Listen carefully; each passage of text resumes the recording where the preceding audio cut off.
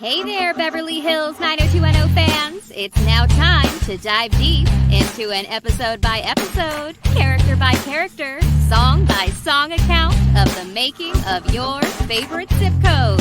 With your host, Charles Rosen. Did I say that? Jeez. Larry told us Mullen. this heinous thing about the real person, and we're going, what? We're getting rid of this guy. Pete Ferrero. And growing up, my TV crush is Claire Arnold. So, I mean, she has to come on the show at this point. And Melanie Rose, along with many special guests. And your questions. So sit back and relax because it's totally time for the Beverly Hills 90210 show. Hey, so it's me and Melanie Rose here talking about the second episode that we pre-recorded before we get into it. Hey, Melanie, you know what also was very cool that happened last week, but kind of got lost in the mix of all things because of trying to get the show together and all that was Whitney Port, right? Yes, such a good shout out. She looks really good in the shirt. And she looks very good. And she also looks very good in the shirt. Yes, both of those things. And I'm wearing that shirt right now. I'm friends with her husband, Tim. It's a long story. And so that's how that happened. She's so sweet for doing that for us, though. Very cool. And then, so how's everything with you? You know, things are good. We're coming off the heels of our big 90210 virtual hunt. We picked our winners a couple days ago, and we're going to be doing another one soon. So stay tuned for that. But it's been a busy week, and now the Padres and Dodgers are playing this week. So go Padres. I'm going to show, when we were on the live show, we showed 2 of the tour videos that we did, but we had a third one when we had gone to California University. So I'm going to show that, and then we're going to come back and intro the next thing that we're doing. So here is the trip that we did to California University, which is not called California University, by the way. Right, Occidental. Yeah. So here we are on campus at CU. So we convinced Mr. Spelling that it was worthwhile to have the kids have a senior year and graduate, and that meant we needed to find a college. It's a beautiful campus and could look like it would be a state university. We landed on this place after convincing Mr. Spelling that Pepperdine College on the Pacific Coast Highway was not where we were going to have our kids because it was California State University, not Malibu U. Unlike Saved by the Bell. Well, Aaron, if I get up there, you tell me. I'm sure he said, see, that's where we should have been. Exactly. Chuck really, I remember having that conversation. He did not want it to be Malibu. He did not want it just to be a beach school. It was just too California. He wanted something a little bit broader. And then the student body found out we were filming here, and they went ape you know what. Our first interaction with the student body was we came and we took our first episode that we shot here, which Larry actually wrote, Little Fishes. Little Fish, yes. And we showed it to our, in the auditorium, and Ian Ziering and I came. And when they saw the campus and the opening credits on it, they clapped and they were wildly enthusiastic. And then for the next 30 minutes, they just booed everything. That's how they used to do it then. And Ian and I had to answer questions, and they were not gentle softballs. And that, to me, kind of typifies our management shooting company's relationship with this university. I wonder if Barack Obama was going to school when we were filming here. Because he was a student here. Interesting. Yes, fun fact, Barack Obama attended Occidental College. Yep. And if I would have known he was here, I would have given him a speaking part. Happy anniversary to 90210. Anniversary. Happy anniversary. 30 years. Very cool. That was so much fun, Melanie. Thank you for doing all that. The 90210 Tours is going to be such an awesome thing, and I'm so happy to be a little bit involved with all that. I'm just excited to see that all happening. It seems like it's going to be a lot of fun from the hunts and, the digital thing that you've got going on. I think there's some good stuff happening your way, right? Yes, thank you. I appreciate that. And, I'm looking forward for the world to open back up again so we can actually do an on-locations scavenger hunt, which is kind of where the idea was born from. So, once the pandemic's over, hopefully we'll even be able to have more fun with locations in person as well. Yeah, I'd love to go visit more with you. Again, one of our new shirts, and we're going to pick a charity to donate to, is this I Want to Happen to My Life. I Don't Want My Life to Happen to Me, Luke Perry shirt.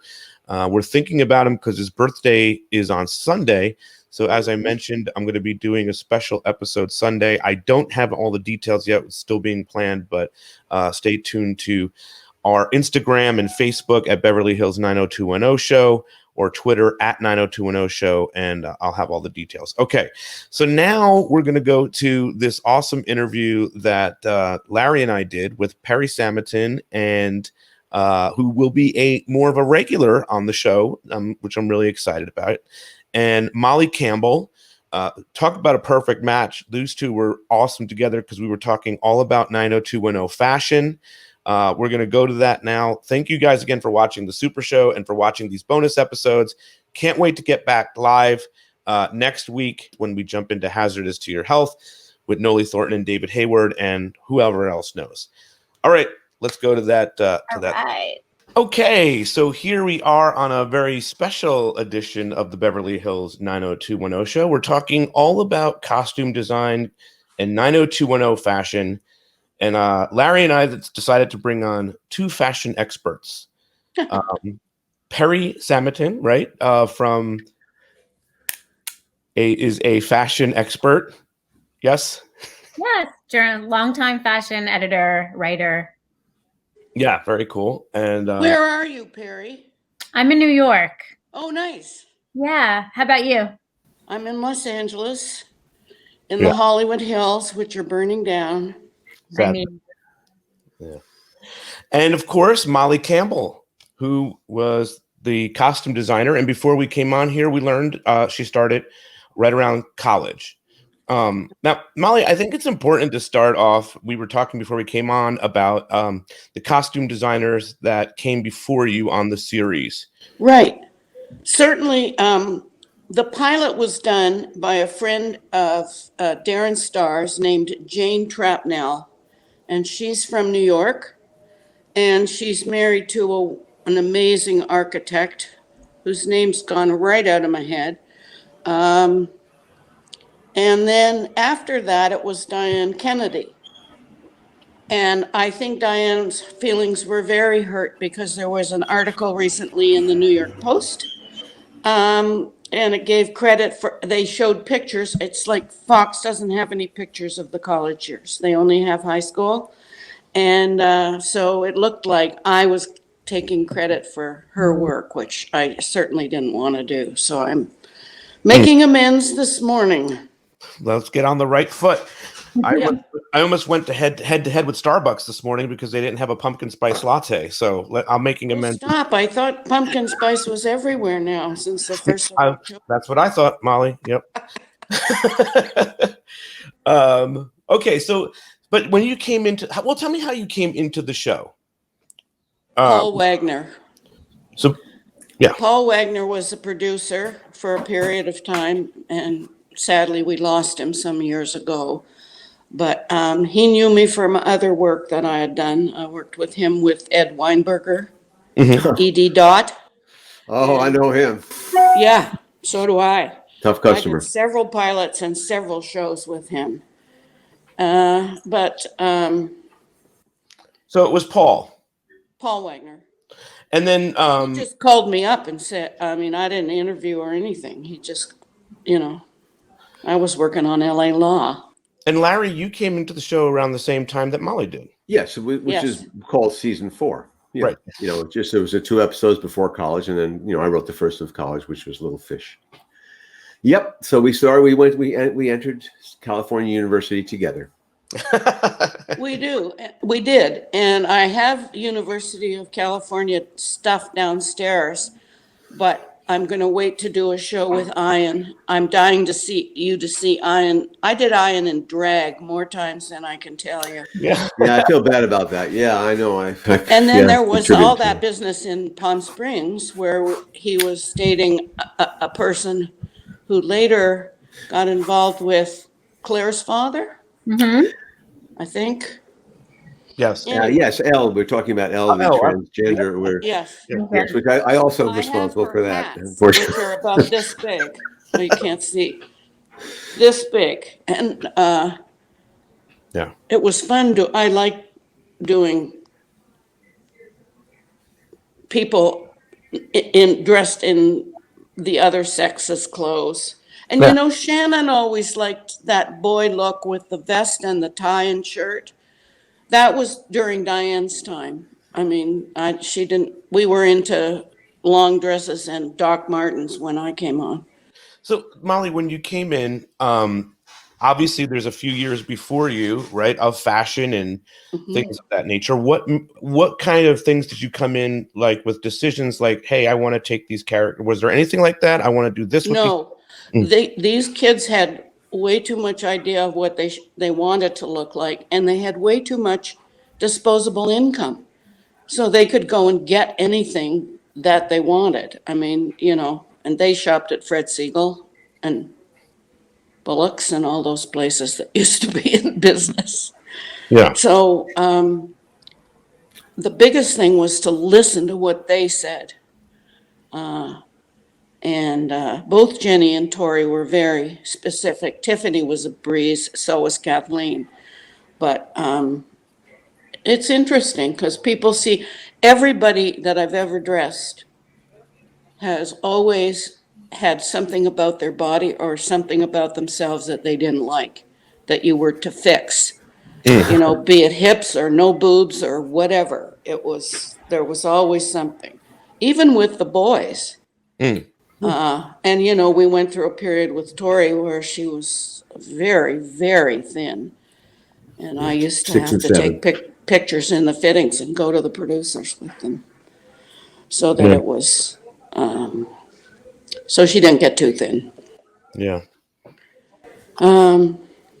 But I listened to what they wanted to wear, and they had pretty good ideas. And I find people are much better in something they're comfortable with, especially their shoes.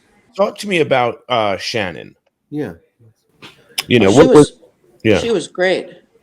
I've got a drawing of her here and one of her wedding dresses. I really would love to do a show where we address all the wedding dresses that were done. Yeah. We did a New Age wedding. We did Jason, and remember we that. just did everybody at some point. Anyway, Yeah. and Dylan and Rebecca. So I would have. Perrie, I think that would make a good show. yeah, for sure. Perrie, what do you when you were with us last week, you said you loved Shannon's fashion. Yeah. What do you think about Shannon's fashion as it evolved from high school to college?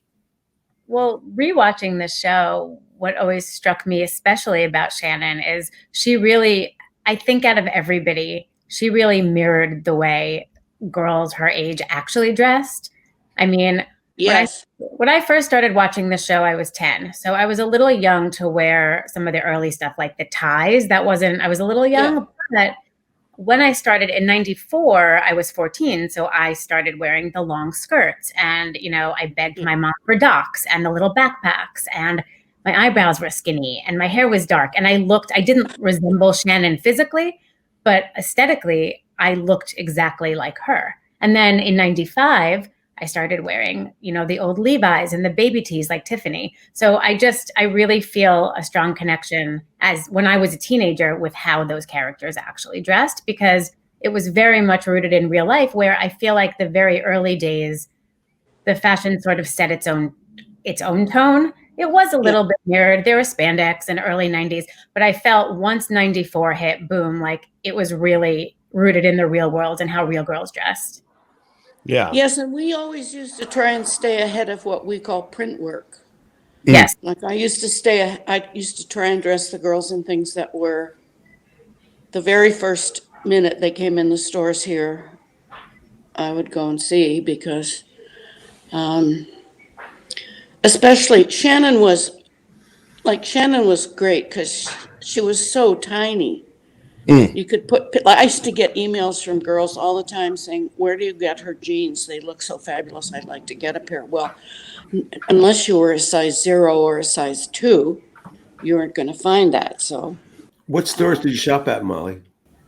what stores? Yeah. Well, gosh, Well, the big three down on Wilshire, Neiman's, Saks, Barney's, and when there was an I Magnin. And then No Lomans, huh?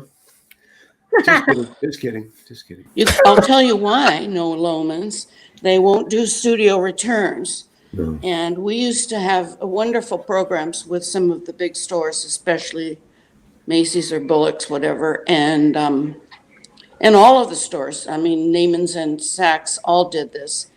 We had a loan situation where we could go in the store and shop whatever we wanted, and they would write it up on a loan sheet, and then we would take it to the studio and we would fit, and then we would send back what we didn't want, and we paid for what we kept.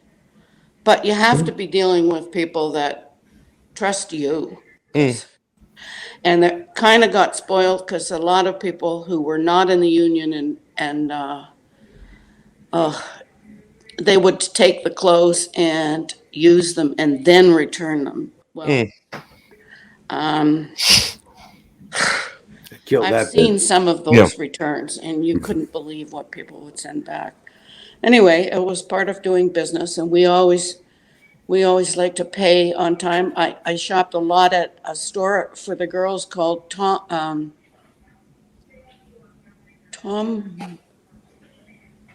Mark Wong.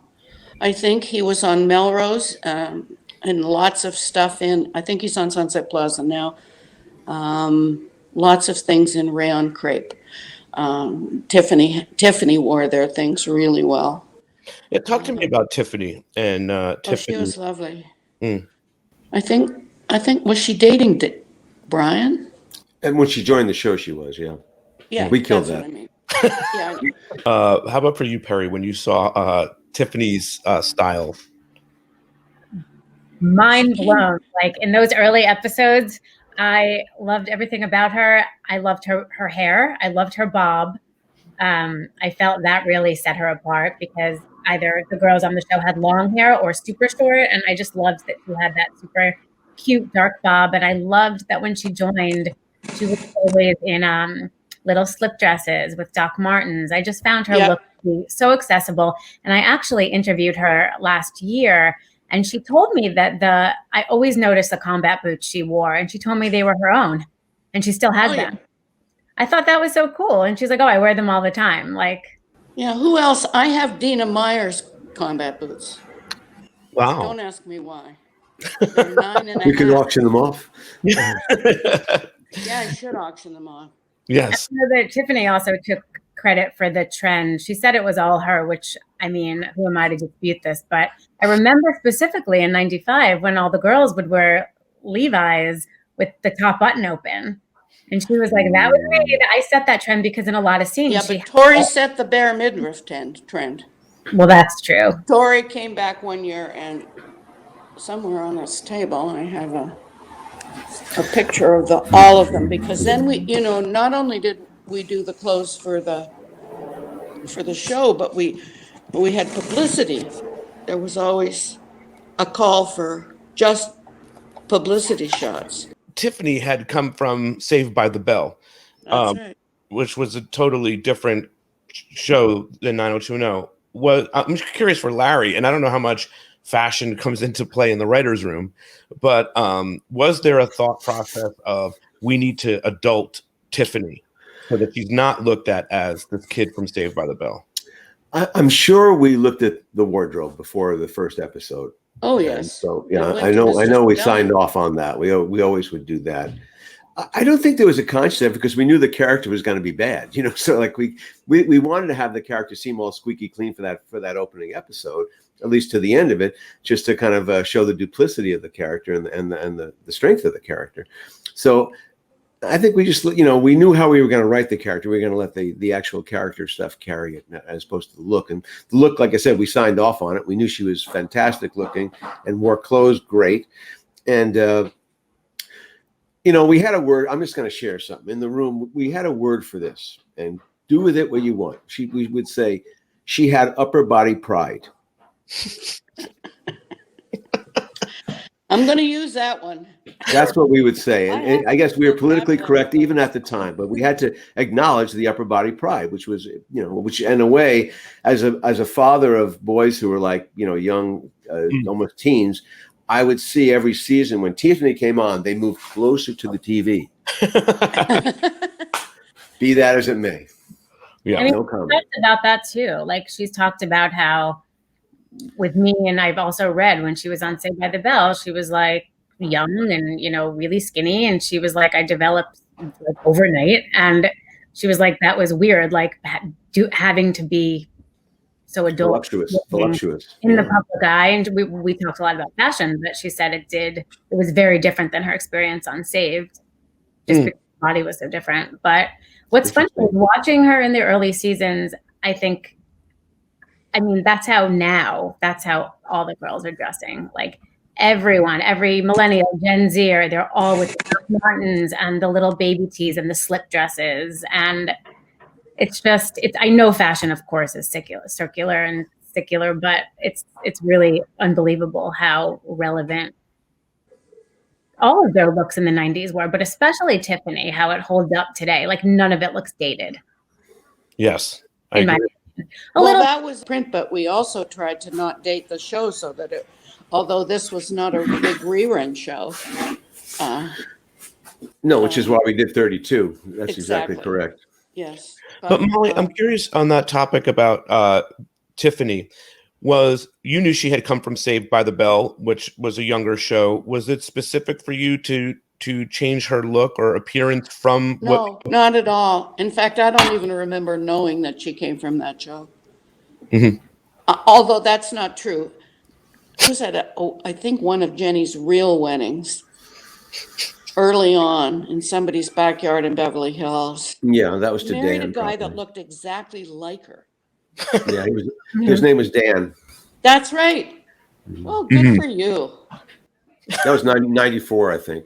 Larry wins the prize for guessing that, right? Ding. Yeah. I was at that wedding. That's where I met her first. Oh, I see. Yeah, And probably she was with Brian. with Brian. Yeah. Mm-hmm. And then, I think I was with Betty Reardon. So it was all,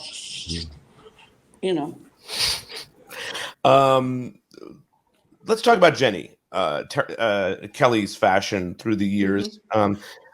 Perrie, you had some strong words about Kelly's fashion on the last time you were with us, right? Yeah, I didn't really feel that character was defined by her fashion quite the way the others were or are. That's Jenny herself. Which is what I think Chuck said last time, or someone said last time and I think I actually sort of liked the way she dressed in season 5. I liked when she was descending into drugs. I thought she looked really good, and she would wear like a little cooler clothes, and she just looked a little cooler. But I never really took to her high school fashion. Her early college looks they were fine, but I just felt like she was more defined by the script than her look. Whereas the other girls, it was a perfect melding of both for me. Yeah. Oh, well, that's very interesting. Yeah, I don't know. Great, but it's very difficult. And she would love to get into my department and cruise other people's racks to see what there was. So she was tough. For me, and I thought in season 6, personality thing, it's you can never tell. Yeah, Molly, I thought in season 6 when she comes back from New York after the summer with Colin and she's been the model and stuff, I thought she just looked unbelievable. I mean, I just so sophisticated and just gorgeous. Well, the outfit she had in those couple of episodes, just amazing. Yeah, I thought the clothes. She had beautiful coloring, But she too had, certain areas of her body, she didn't like them. But then we went through, I should have had stock in every bra that's made because we had every bra that is made. It was unbelievable. And we used to try and make you know, they were always going to bed or something. So you had to have something under there just Oh, I see. Yeah. for support, if you will. Anyway, yes, that was an interesting part of it all. The undergarments. Why don't we talk about Tori a little bit? Oh, now you see there, that's my girl. I just loved dressing her. And she, somehow, Larry, you guys wrote a lot of things for her that were costumey. Like she was the Rose Princess, you know. Of course, yeah. I did her as on a float with other girls. That was beautiful. Yeah, we saw that episode. And we had a ball doing that. They were so nice in Pasadena. The Rose House, we were allowed to go. I was allowed Tournament house, yeah. Tournament House, right. Mhm. It was really, I loved, and I did a costume for her. I haven't found the picture of it yet. She's in a Mountie costume, a red coat. Yeah, I'm responsible for that too, Lee. Yeah, you see. But we just saw with that too, actually. With the canoe. Yep, The canoe hanging from her shoulder. That was the CU talent show at the season 7 talent show. Yeah. Brilliant. Royal Canadian love songs. Yes. That's it. Well, Perrie. I do have a picture of her with me, but it's so tiny. I'm going to try and get some of these things. What about Tori for you, Perrie? What did you think of Tori's fashion? I felt that her fashion was a lot of fun. I felt that she was more. She was completely courageous. She would wear anything. And I always thought the best comparison was she was so much like Lucille Ball. That's a good.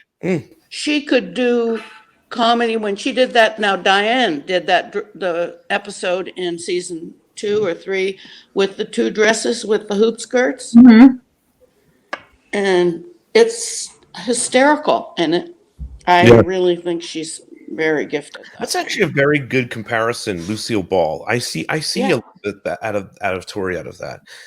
Anyway, Perrie, what were you were saying about Tori's fashion? Oh, just that I thought that I felt her fashion, especially in the college years, was the most trend, like really trend driven. And like she reminded me of like the Delia's girl. Like she wore things that were a little younger. I remember in one episode, baby doll dresses. In one episode, I remember her wearing a baby tee that you thought it said Barbie, but it said baby. Like those like very 90s sort of kitschy, slightly sexualized, but like I found her to be a lot of fun, but sort of she represented a little bit more of the youth style to me. Yeah. With her little minis, her vinyl mini skirts, and her crop tops, and her fuzzy. She loved to wear vinyl. Loved a vinyl. World, and you had to have a pail of talcum powder to get her. That reminds me of the Strike the Match episode, where we kind of have her in the music video. We haven't ever seen that one again yet, but I sort of have this remember of her being in there. Oh, what's that there? This is a drawing. I know that. From the fantasy when she played her own grandmother. Right. Oh yeah. A ripe young age. I can't wait to watch that one. Season 7. Yeah. Yeah, that was kind of fun. We kind of took a chance. Again, with 32 episodes, we kind of went back and wow, look at that. There it is. Cool. That is so cool. Yeah. The buttons are little hearts. Yeah, she played her grandmother in 1941 or something. Yeah. Oh wow. Yeah. Little hearts. Oh wow! And as I told you about the underwear, this is her panties underneath, and they came from Trashy Lingerie. I did a lot of shopping there. Well, we saw Tori's panties on the. That's the promo. Hey. Tori's panties. Yeah, that's great. I always loved her fashion, and I always loved like she just like pops always on screen. You know what I mean? Like she has such a like beautiful presence. Like when you see Tori in a thing, she just brings it. She's just so full of life, whatever it is. Even in the like more sadder scenes or whatever. The lightness she has. Yeah. What's this here? This is the season's 6. Yeah, and season 6. It's when we went all into the whites jeans and we think the Gap copied us. Oh, really? yeah. Hmm. Interesting. That's my Gap ad. Wow. So look on here. Molly, were there colors you had to have for each character, or colors that they tried to avoid, or No, something? but I have a color theory that I do because I can do it on the rack without anybody there. So, what I like when you're doing, putting people in clothes, you're basically painting a picture that's the size of the television screen, right? Like there's a. So, I'll tell you about the red dress first. Everybody wanted to wear the red dress. Because your eye goes immediately to it. Boom, right there. Like I could have worn red today and you would not be able to not look at me. And that's why Tori had a red dress in that scene. So- I do a warm color, a cool color, 2 neutrals. Now that gives you 4. Then those you do primary, and then you do it all again, quarter turn, all off primary. And that gives you 8 colors. And usually we didn't usually have more than an 8 shot. Occasionally in the Peach Pit we did, but. Interesting. So I would do it on the rack, and I would have, Shannon, and say Shannon was wearing green, which is a big color for her, and Tori in yellow, and then like a light and a dark, or a navy blue or black against a cream or a white. And you can color in and not make the cameraman crazy. Yeah. So that's how I do it. I call it triangulating the color. Nice. And it actually works really well. I love that. Yeah. I have a nice picture of all of us, the girls and me. I'll find it. Of the episode on the Queen Mary. Oh, yeah. Oh, very cool. Yeah. Season Yeah. 6. Yeah. So What there's- about Kathleen?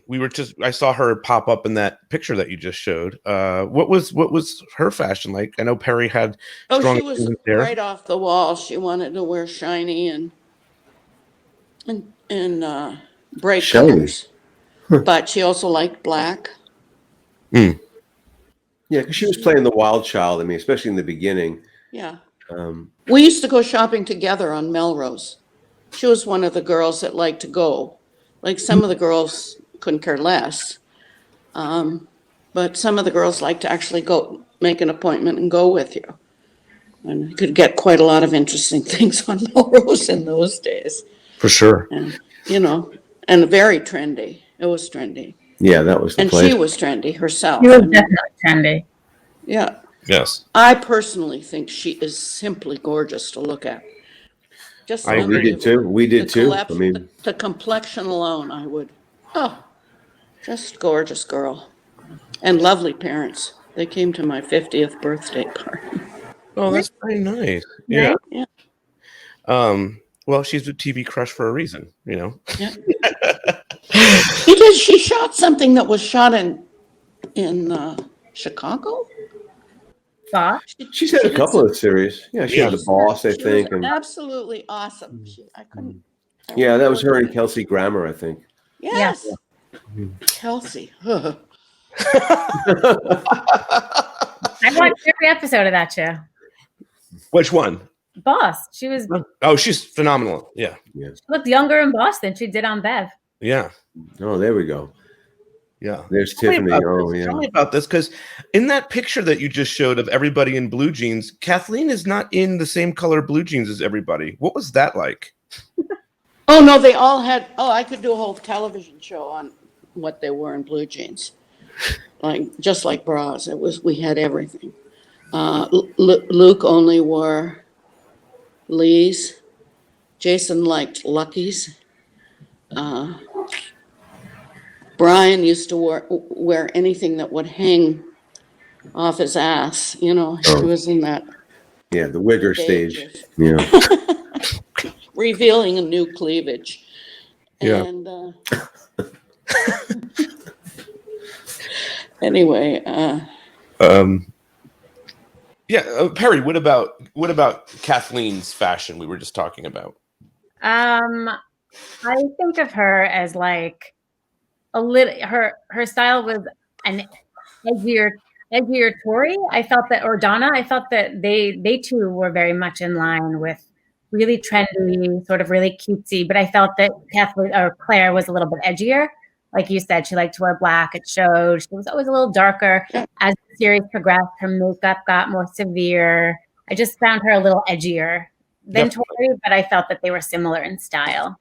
Yeah, I could see that. Larry, what did we do when we did the kids all in some sort of black and white, really dressy? Was it a Halloween show?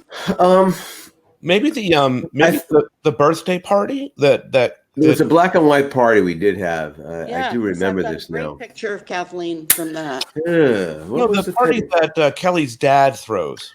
But that's a 20s theme thing, I thought. Oh no, Was that a black and white? The 20s theme was a graduation party. We Oh, that was a graduation, but that was the party that Kelly's father threw. Yeah. Yeah, at the Wiltern. Yeah, I that was not my idea. The 20s thing. I was like, that was thrust upon me. I have no idea why. That's the kind of creative stuff that I really kind of got off on, and how I'm to sure. do it under budget. I mean, you had John Perret there, and he didn't like my budgets. But it was really strange because, I mean, working with the spelling situation, it was a little different. Yeah. They lived in the biggest house in the state. And we had Tom Fichter on. He talked about the same budget problems too, but how the budget kind of opened up after season 4, he felt like before that, he said it was really tight. Here for Fichter and Ted Hardwick and Jill and Dick Henkel. Yeah, Jill. We talked about Jill. Be here. Yes. Yeah, Jill, I remember really well. I can serve wine. Now, Larry, you mentioned the 20s party. I wanted to follow up what you just said, that you did not want the 20s part. I know we're going to probably cover these episodes at some point. I have no idea. I remember getting called up in Mr. Spelling's office and says, we're going to be doing a 20s party. I have no idea what the angle was or what the jump was, what justification for it was. I mean, other than it was Kelly's father, so I kind of made it work, but I just didn't really. And that's also after they blew away my Spice Girls thing and stuck me with the cardigans. So I was already out the door. I mean, they had already signed my death warrant at that point, even though I didn't know it. But yeah, interesting. That was already being removed as I spoke. Sorry to hear that. We all missed you. No good deed goes unpunished, as we say. That's one of my favorite. I had only done 128 episodes. I was the only one left standing at the end of that. Yeah. Everyone else had fallen by the wayside. All my other executives, producers, writers, everyone had, been cracked basically. Whatever. Yeah, let's talk about some of the guys' fashion since we just chatted about girls. Luke Perry. Yeah, Luke Perry is someone that I wanted to talk to you about, Molly. His fashion first. Well, he was pretty straightforward. He was, he said, like always, but we also shopped a lot at Emporio Armani in Beverly Hills, and all the boys wore that. What he's wearing for the wedding is Emporio Armani. And he was surprised that he would want to wear it because it was a little too high end for him. He was really a jeans guy and a surfer. Mm-hmm. And I came in sort of as the surf thing was going on the show was moving away because we were selling all the beach stuff and the green and white chairs and stuff like that. Oh, really? Yeah. Yeah. Wish I had one of those. I wish I had several of them. I could do very well. Yeah. Oh, I would just have it here to sit in. Yeah. I wanted to ask you about the we'd had Rebecca on, Rebecca Gayheart, when we did the one wedding episode. What did you think of Rebecca's style and also, creating that dress for the? She was just delightful. Yeah. Yeah, so many of the girls that they brought on were just really nice. And she was one of them. She had all that hair. And a lovely figure. Easy to dress. Do you remember doing the wedding? Yes. I'll tell you why I remember that. This is funny, and that's why I want Whitmore to come on, because he'll remember this, I think. They were to be married in Malibu, and Malibu faces west, but they wanted a sunrise shot. So we had to find a house in west-facing Malibu that faced east. And I'll never forget that in the production meeting. I thought, why make it harder? But I do remember that. And I do remember the tie situation. I think I still have the ties. What was the tie situation? Oh, well, there's a moment where he says to Jason, which one should I wear? Tie? Yeah. And he says, the one you've got on. I see. Yeah. Beautiful. But, they were fun to dress. I mean, they didn't mind having nice clothes and being looked after. One of the things about Luke that I always especially loved, and we all have stories. When I first met Luke, he came into my office, and I was there, I was doing it, and he said, I want to ask you something. He said, I've been working, I don't know what, one of those rodeo movies, 7 seconds, or I don't know. Yeah, he did 7 One seconds. of those 8 shows. seconds, 8 seconds. And he was coming back from Texas. And Yeah. with him, he brought the magical David Swope. And David Swope was the male costumer on the show most of the time that I did it. And he went on to do several other things before becoming the head of wardrobe at Universal. Sure. And then, but Luke was the one who said to me, just because you don't know this guy, don't throw the baby out with the bathwater. And that was David, and he was fabulous for 10 years. Really fantastic.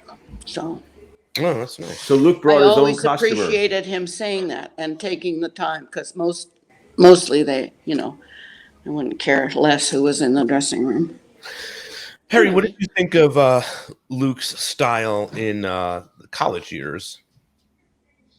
I thought it was interesting. I mean, like Molly said, it was a very visible transformation from, the surfer guy, the Baja hoodie, the jeans and t-shirt. Oh, the Baja hoodie. Now the that's leather jacket. Yes, exactly. Exactly. So I noticed the transformation from that toward college, when he still, in the early college, kept his casualness, but then as it got a little bit later, I know he was partial to like 3-piece suits and vests and overcoats, turtlenecks. It's amazing, but an interesting choice. Yeah, for sure. Yeah. How about Jason, Brandon's character? Well, Jason, he had a kind of color palette in the blue-green area, and his lucky jeans, but he liked to wear a button-up shirt, like a regular shirt. But he also wore lots of T-shirts. We had all kinds of T-shirts because everybody liked a different neckline, as witness this. And what? Can you show that again, Molly? We didn't see it. Yeah, put it to the camera so we could see. Oh, no, hold it back a bit. Okay, nope. Move it over. No, there we go. We say Brian now, but they got to move to the left. Yeah. All right, there. More. Okay, never mind. Got it. There we go. There we go. Yeah. Okay. Yeah. Oh, there's Luke. Okay. Yeah. Different necklines. Mm-hmm. Yeah. What I notice, and which I don't like now, is the oversized shoulder things that Brandon seems to have in suits and stuff. That kind of oversized 90s look, which really never has come back and hopefully never will. What do you think, Perrie? He's not tall enough to carry it off. Is that what it is? Perrie, what'd you think of that stuff now? Does it play for you still, or? No, it doesn't. I'm afraid we're going to see. Frankly, no. I feel it really doesn't. That's Perrie's new intro clip. I felt that way too. I see him in some of the later college episodes. He's in these suits and the shoulders are all padded and stuff. And it's like, whoa. Yeah, the stuff where he was wearing jackets about being what was it? On the, Task Force. yeah, but he was like, they wanted to get him off and he had to go in and Yeah. on the same Oh, day right, yeah. that the concert wasn't that Yeah. the Yeah, Rolling Stone show. Yeah, he was. Rolling Stones. They were trying Whoa, to you should have been in delegitimize the his dressing rooms presidency. Can you that imagine? night. Wait, Oh, was that was it Molly? talk about that night. Oh, that was wild. I'll never forget it. We walked all the stage and stuff before. Me and one of the work girls that did hair, No Nanette, and Remember. John Perret. And Nick. And we walked on the stage, and there was on the set there was a bridge, and you could go underneath the bridge, and some of it was Mick and Keith on the bridge. We were standing underneath and getting sweated on by By the Rolling two of the Stones? most famous rock and rollers in the world. Anyway, no, we all went, and I've never been any place so crowded. You couldn't move, like you couldn't advance like down the stairs where you were supposed to be. You couldn't move. But the dressing rooms were wild that night. I saw there was lots of behavior, let's say. Behavior. Anyway, Do you remember but they dressing were me, all Molly? there. Molly, do you remember dressing me in my roadie bit there? I know Yes. Nick did my makeup. I mean, I remember the guy named Nick did my makeup, but I think I love that roadie bit. I really Thanks did. for I dressing thought it me. was great. Yeah. Somewhere in one of the episodes, I think I actually appear myself as somebody fitting a costume. Oh, I'm not really? sure. I remember shooting it down in the dressing room area, behind the Oh, mine stage. must have been one of the music videos, maybe of Brian's. Him and Tori were producing Maybe. stuff. But for Molly, I'm curious. We talked about this character. We've been talking about her a little bit more lately. Lucinda. You mentioned Dina Meyer before. Sometimes Lucinda was in some wild, like almost pajama-like costumes. Oh, yeah, the dinner party thing we just saw the other day. That was just crazy. I better have a look. I don't remember. It's almost like loungewear. It's like pants. You can describe it, Perry, better than me, probably. Yeah. She would wear it. Well, it synced up with her like Earth Mother character. She would wear silk button downs, pajamas, wide leg, palazzo-y, but it looked like pajamas. But that was her vibe. It was like sort of bohemian, a little bit. Interesting. It was mature. It was notably The older more woman? mature. Oh yes. Yeah. Hilariously, when I was watching her first appearance or second appearance, and Jason's character said, "How old are you?" And she was like, "I'm 25 or something." And I was like, "What the hell?" She looked so old, like beautiful but mature. Yeah, I know what you mean. 25, like She looked like she was 30-something. 40. I mean, I was being complimentary. Yes. yeah, no, but like stunning, beautiful. But I think it was 27. Yes. And I just found that, and I still find that so funny. Like it is an interesting thing whenever the characters bring up their age, like even when they're saying, "Well, I just turned 21," and you're like, "No, no, you did not just no." Yeah. What about Ian? Oh, he was wonderful. He loved to get dressed up. I mean, he was the one we did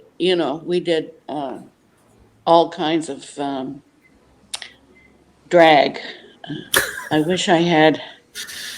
Well, he's still doing drag because he has like a makeup line now, right? And I've seen pictures of Tori putting makeup on him and whatnot. Like he's still all about it. He's got 2 daughters. Yes. It seems like he's doing great with all that. Yeah. Mm-hmm.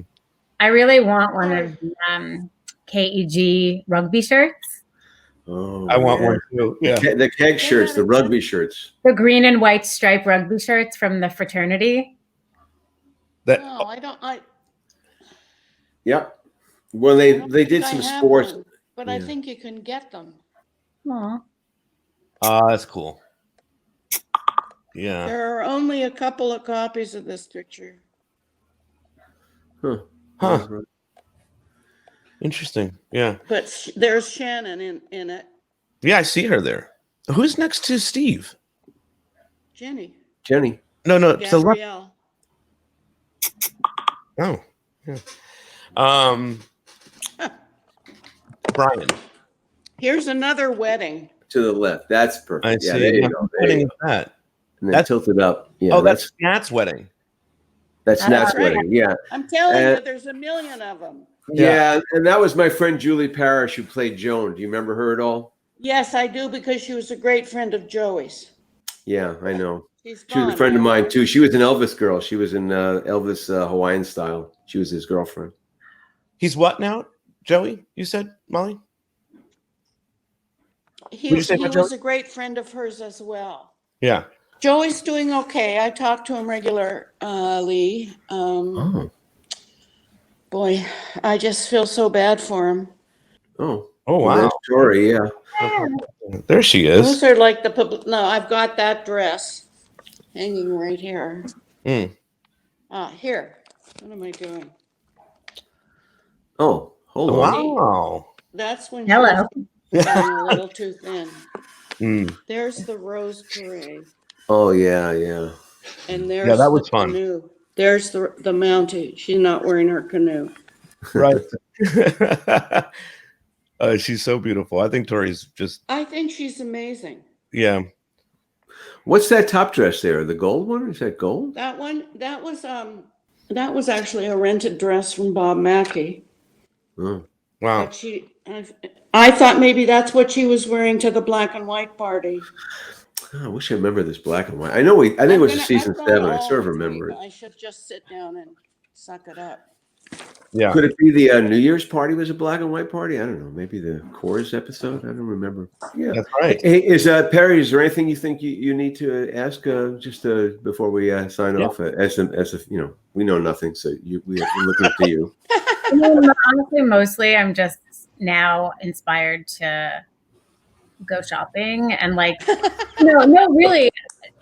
I mean, I've spent the last 6 months quarantining, and it's been sweatpants and sweatshirts. But every time I watch Beverly Hills 90210 or talk about it, it really does inspire me to make me want to put on jeans again and sort of recreate some of the looks that I love, because I just haven't really had the joy of getting dressed in so long. And I think credit to you, Molly, like the costumes and everything is just so wearable, and I love it. I love it all.